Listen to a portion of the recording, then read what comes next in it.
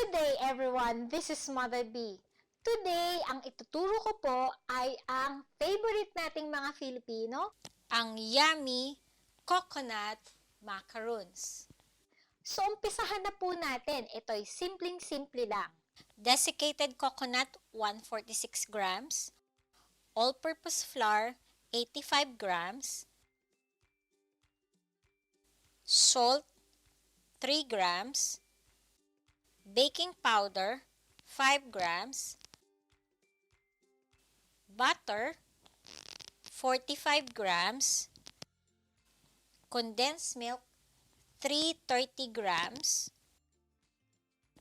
Whole eggs, 75 grams. Vanilla, 5 grams.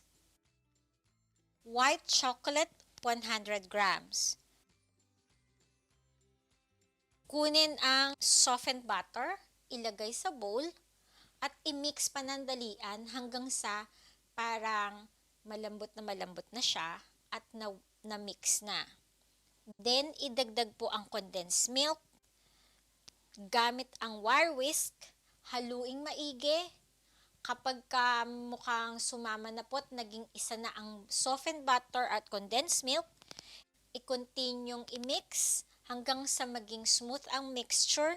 Idagdag yung vanilla. Isunod na po ang itlog. I-mix ng mga at least 1 minute, itabi.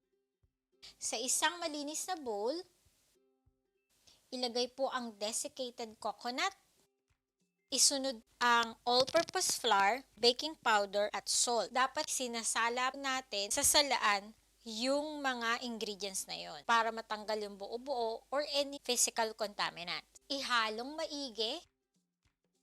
Idagdag na po natin yung white chocolate dun sa dry mix. Haluin sandali at ilagay na po lahat ng dry ingredients na yon doon sa liquid na na-mix natin. Gamit ang rubber spatula, i-fold ng maayos yung ating dry ingredients doon sa liquid mix. Pag mukhang nahalo na pong maigi at wala na kayo nakikitang desiccated or powder doon sa mix, ready na po nating ilagay sa mga hulmahan. So, pwede nyo pong gamitin ng 1 ounce cup.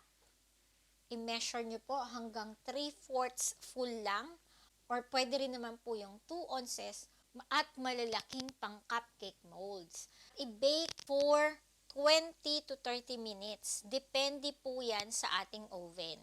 So, medyo bantay-bantayan po natin kung nag-golden brown na ang ating macaroons. Tanggalin na po at ilagay sa ibabaw ng table at palamigin. Then, is-serve with coffee or tea sa ating pamilya.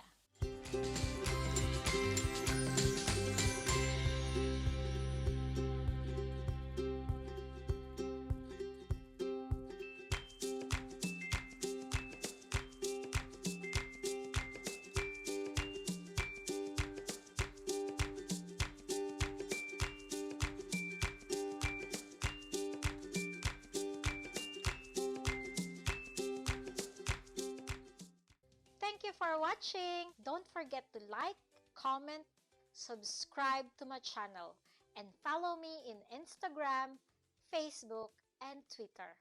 Have a great day. Bye!